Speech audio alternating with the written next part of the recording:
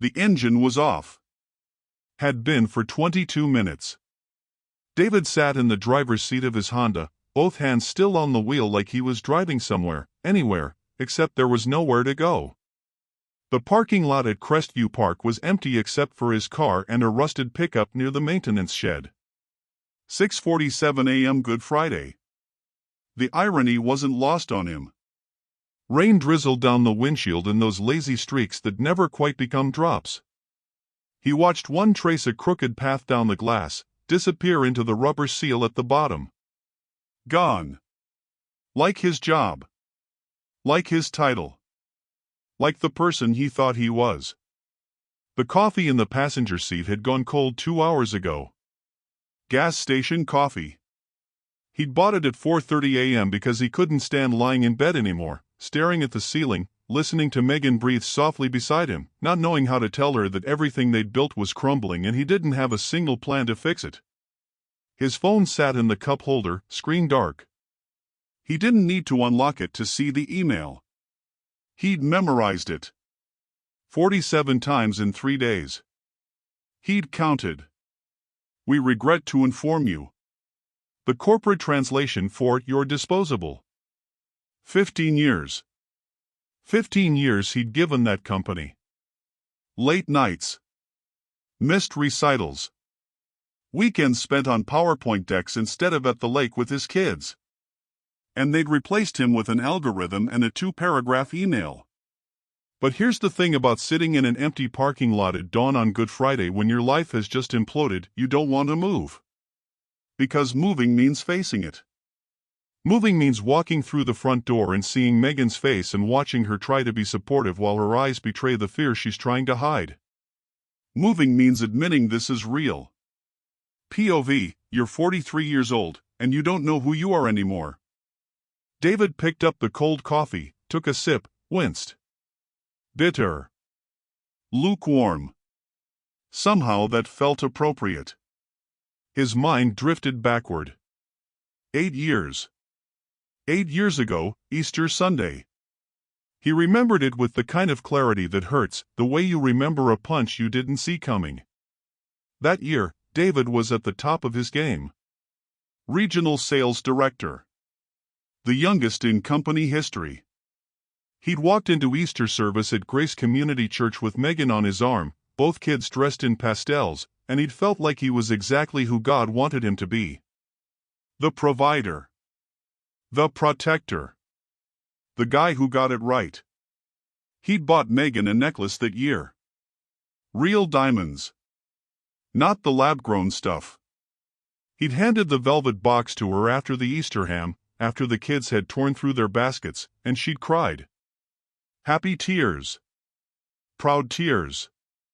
He'd wrapped his arms around her and thought, this is it. This is what it means to be a man. Their Easter basket for the church giving drive was the biggest in the neighborhood. People joked about it.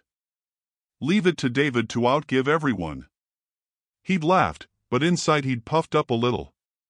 He'd written the tithe check with a flourish, thick, generous, the kind of check that made the finance committee smile. He was the guy.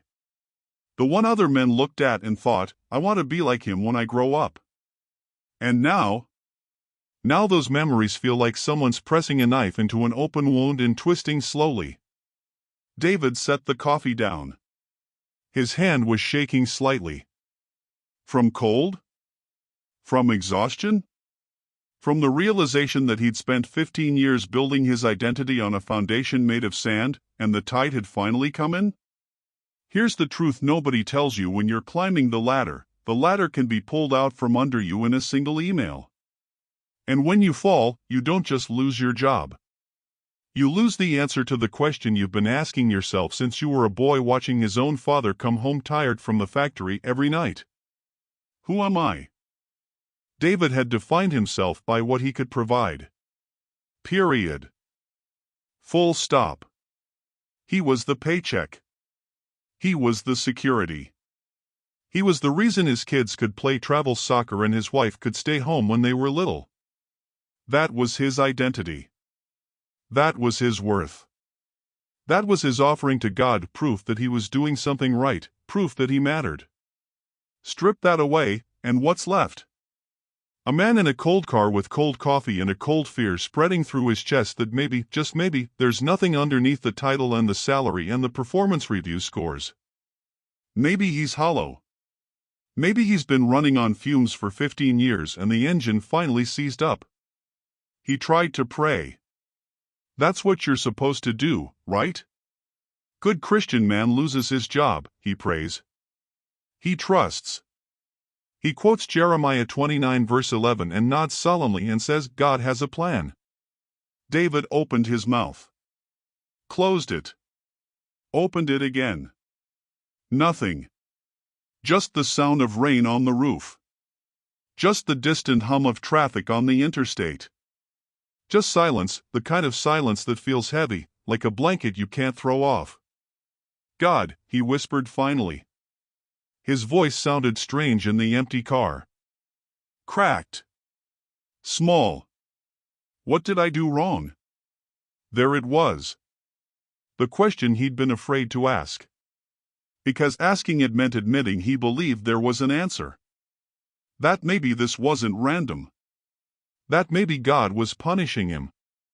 That maybe he'd failed somehow, sinned somehow, missed some crucial sign, and this was the consequence. And underneath that question, an even scarier one, the one he'd never dared voice out loud. Do you even love me anymore? David had been a Christian since he was 17. Baptized at summer camp. Youth group leader in college. Elder board at 35. He knew all the right answers. He could recite Romans 8 verse 28 from memory. He'd led Bible studies on the faithfulness of God. But sitting in a parking lot at dawn on Good Friday, with his career in ashes and his identity in shambles, he realized something terrifying. He wasn't sure he believed any of it. Not really. Not in the places that mattered. Not in the 3 a.m. darkness when the platitudes fall away and you're left alone with what's actually true about you. He'd built his faith on the same foundation he'd built his career, performance. Be good enough. Do enough. Achieve enough. And God will be happy with you. And if God isn't happy with you, well, look at the evidence. The memo that changed everything for me happened in a grocery store parking lot 40 minutes later. David couldn't go home yet. He just couldn't. There are nights you don't sleep. Not because of noise. Not because the neighbor's dog won't stop barking or the highway is too close to your bedroom window. You don't sleep because the silence is too loud. David pulled into the driveway at 6:47 p.m. He sat there for 3 full minutes with the engine running, watching the kitchen light through the front window. He could see Megan moving around inside, probably finishing dinner. Eli would be at the table doing homework, or pretending to do homework while actually watching YouTube on his phone with the volume down. A normal Tuesday night. Except nothing was normal. Nothing had been normal for 37 days. He practiced his face in the rearview mirror. Relaxed the jaw. Lift the eyebrows slightly. Not too much, you don't want to look manic. Just enough to say everything's fine, nothing to see here, your husband and father still has his dignity intact. The lie tasted like cold coffee and fear. When he walked through the door, the smell of meatloaf hit him. Megan's meatloaf. His favorite. She only made it on special occasions or really bad days. Tonight, he couldn't tell which one it was supposed to be. Hey, you. She came around the kitchen island, wiping her hands on a dish towel. Her eyes did that thing they'd been doing for weeks now, scanning his face like she was reading a document she couldn't quite understand. Searching for the real answer behind whatever words were about to come out of his mouth. Hey. He kissed her forehead. Smells amazing. How'd it go today? There it was. The question. The same question every single night, asked carefully, gently, like she was approaching a wounded animal. Fine. You know. Had a couple calls. Nothing solid yet, but something's gonna break soon. I can feel it. The lie number 2. He hadn't made any calls. He'd sat in a library parking lot for 4 hours scrolling job boards that all looked the same, every listing blurring into the next. Must have 5 years experience, must have bachelor's degree, must have references, must have. Everyone wanted something from him, and he had nothing left to give. Megan nodded. She didn't believe him. He could see it in the way she turned back to the stove, the way her shoulders dropped just slightly, the way she stirred the mashed potatoes a little too hard. But she didn't push. She never pushed. And somehow that made it worse. Eli was at the kitchen table, earbuds in, pencil hovering over a math worksheet. 8th grade algebra. David used to help him with this stuff. Used to sit right there in that chair next to him and explain linear equations like they were the most interesting puzzle in the world. Now he couldn't remember the last time he'd asked Eli about school. Hey, bud. Hey, bud. David ruffled his son's hair, the gesture automatic, tender, a ghost of the dad he used to be. Eli looked up, pulled out one earbud. Hey, Dad. A pause settled between them, heavy as unspoken prayer. Those eyes, Megan's eyes, brown and too perceptive for a 13-year-old, studied him with a quiet intensity that made David's chest tighten. You okay? Yeah, buddy. I'm good. Just tired. Eli didn't say anything. Just nodded slowly and went back to his worksheet. The faint scratch of his pencil filled the silence. But David caught it, the glance toward Megan. The silent communication between mother and son, a language forged in shared worry and love, that said, he's not okay. We both know he's not okay. But we're going to pretend because that's what he needs right now. Dinner was quiet. The kind of quiet that isn't peaceful, it's heavy, thick, the kind you have to chew along with your food. Megan talked about her day at the dental office. A patient had yelled at her because their insurance didn't cover a procedure, like she personally designed the policy. Eli mentioned a science project due next week. David nodded at all the right moments, made all the right sounds, and tasted absolutely nothing. This is what it feels like to disappear while sitting at your own dinner table, he thought. To be present and absent at the same time. The fight happened on Holy Saturday, April 8th. He'd remember the date for the rest of his life, not because it was the day before Easter, but because it was the day the dam finally broke. The trigger was a bill. A $1,200 repair on Megan's Toyota, the alternator had gone out, and the mechanic found 3 other things wrong while he was in there. David opened the envelope at the kitchen counter, read the number twice, and something inside him just snapped. We can't keep doing this. His voice came out sharper than he intended.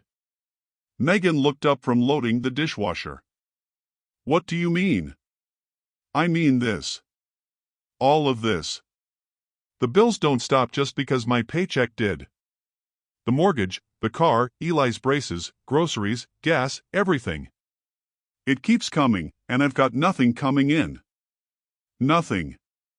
We have savings. We talked about this. Savings that are supposed to last 6 months, and we're already 2 months in.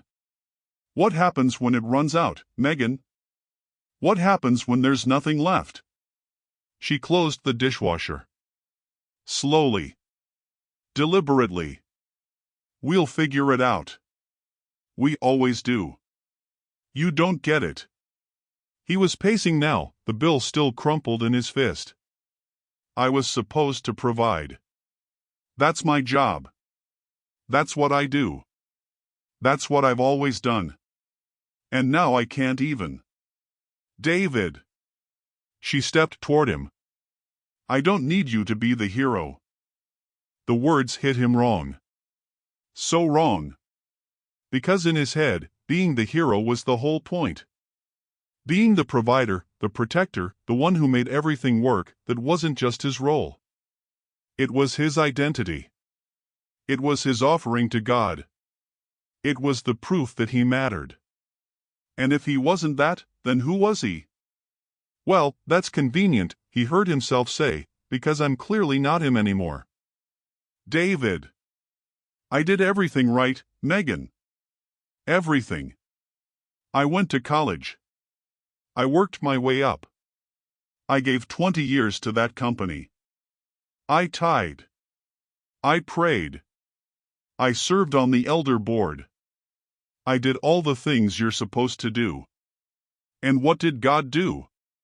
His voice cracked. Broke. Shattered. He took away everything that made me a man. The silence that followed was the worst sound he'd ever heard. Megan stood frozen by the dishwasher. Her eyes were wet, but she wasn't crying, not yet. She was looking at him like she'd never seen him before. Like she was finally seeing the thing he'd been hiding for 37 days. For years, maybe. And here's the mirror moment. Right here. Don't look away. Have you ever screamed at God? Not the polite, folded hands, Lord, I'm struggling kind of prayer. The dream came at 3:47 a.m. David sat bolt upright in bed, heart hammering against his ribs, the sheets twisted around his legs like he'd been wrestling something in his sleep. The dream was already fading at the edges, the way dreams do when you try to hold on to them, but one image remained sharp as broken glass, his hands on the steering wheel of the Honda, same as that first night in the Crestview Park parking lot, same grip, same stillness. But this time there was another hand placed over his. Not grabbing. Not pulling. Just resting there. Steady. Present. He didn't analyze it. Didn't try to figure out what it meant. He just swung his legs over the side of the bed, careful not to wake Megan, and walked downstairs in the dark. David didn't turn on the lights. He just sat down at the table where, 37 days ago, he'd opened that bill from the mechanic and everything inside him had shattered. He opened his Bible app.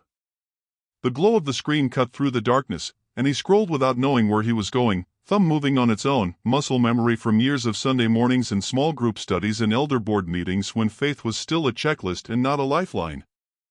Romans 5 verse 8. The verse sat there, black text on white screen, ordinary and unremarkable, words he'd read 100 times before. But at 3:52 a.m. on Easter Sunday, in a dark kitchen that smelled faintly of last night's spaghetti, David read it like he'd never read anything in his life. But God demonstrates His own love for us in this: while we were still sinners, Christ died for us. While we were still sinners. Not after we got our act together. Not once we'd proven ourselves worthy. Not when we'd built something impressive enough to offer back to Him. While we were still failing. While we were still lost. While we were still trying to earn what had already been given. And here's the mirror moment. Don't look away. David had spent 47 years trying to become someone worth loving. He'd built his career like an offering. He'd provided for his family like a down payment on his own value. He'd served on the elder board, tithed his percentage, showed up early and stayed late, and somewhere along the way he'd started believing that God's love was a transaction. Performance in. Approval out. And when the performance stopped, he assumed the love would stop too. But Romans 5 verse 8 doesn't say God demonstrates His love when we demonstrate our worth. It says He demonstrates it while we're still sinners. Still failing. Still sitting in parking lots with nowhere to go. Still screaming at the people we love because we don't know who we are anymore. David set the phone down on the table. The screen went dark. The kitchen went dark. And at 4:23 a.m., in complete silence, he saw something he'd never seen before. Jesus didn't prove His value through success. He proved it through brokenness. The cross wasn't a career achievement. It wasn't a promotion or a title or a bank account or a perfectly managed reputation. It was the opposite of everything David had been chasing his entire life. It was public failure. Humiliation. Loss. The kind of moment you can't spin in a LinkedIn update or smooth over at a dinner party. And that was the point. The resurrection didn't happen because Jesus had finally earned it. It happened because God's love doesn't depend on our performance. It never did. Memorable truth: the resurrection isn't the answer to your success. It's the answer to your failure. David sat with that for a long time. He thought about all the years he'd spent trying to be the hero of his own story. The provider. The protector. The one who made everything work. He treated his identity like a project he was constantly building, and when the project collapsed, he assumed he'd collapsed with it. But what if your value was never supposed to be in what you do? What if it was always in what has already been done for you? Section hook: what if you could stop trying to be enough, because someone already was? That's the gospel David had heard his whole life but never actually believed. Not deep down. Not in the place where his fear lived. He treated grace like a safety net for other people's failures, while he stayed up on the tightrope, balancing everything, performing perfectly, terrified of falling. But grace isn't a safety net you hope you never need. It's the ground you were always supposed to stand on. David cried for the first time in 3 weeks. Not because he'd lost his job. Not because the savings were running out. Not because he didn't know what came next. He cried because he just found himself in the resurrection story. Not as the hero. Not as the guy who had it all figured out. But as the one who was saved. The one who didn't deserve it and couldn't earn it and never would. And that was the whole point. At 6:15 a.m., the sun started coming through the kitchen window. David heard footsteps upstairs. Eli's alarm. Megan's shower. The ordinary sounds of a Sunday morning that felt nothing like ordinary. He didn't put on his best suit for church. He didn't have an envelope for the offering plate because the offering this week was going to the mechanic who fixed Megan's Toyota, and that was worship too, even if nobody saw it. He just put on a clean shirt, poured coffee into a travel mug, and loaded the kids into the car. The sanctuary felt different that morning. Same pews. Same stained glass. Same familiar faces nodding hello. But David wasn't performing anymore. He wasn't scanning the room to see who noticed him. He wasn't calculating his spiritual reputation like a credit score, some invisible number he'd spent decades trying to inflate with perfect attendance, committee chairmanships, and the right kind of public prayers. He treated grace like a loan he had to qualify for, and now, after the divorce, after walking away from the firm, after disappointing everyone who ever believed in him, he felt spiritually bankrupt. His balance was zero. Maybe negative. When the worship team started the first hymn, he opened his mouth and sang, and for the first time in years, he wasn't thinking about what anyone else thought. He wasn't performing. He wasn't managing his image or calculating who might be watching. His voice cracked on the second verse, thin and unpolished, and he didn't care. He was just there, a man with nothing left to offer except his presence, and somehow that felt like the most honest prayer he'd ever prayed. Behind him, 3 rows back, Mrs. Patricia caught his eye and smiled. She'd been at Crestview for 40 years. She'd watched David walk these aisles as a young father with a toddler on his hip, a successful executive who always sat in the 3rd row, a man who seemed to have everything together, or at least knew how to look like he did. And now, this morning, she saw something different. Something unguarded. Something real. She smiled because she recognized it. The look of someone who'd finally stopped trying to be God and started letting God be God. David smiled back. The sermon that morning was about the empty tomb. The pastor talked about Mary Magdalene arriving in the darkness, expecting death, finding life.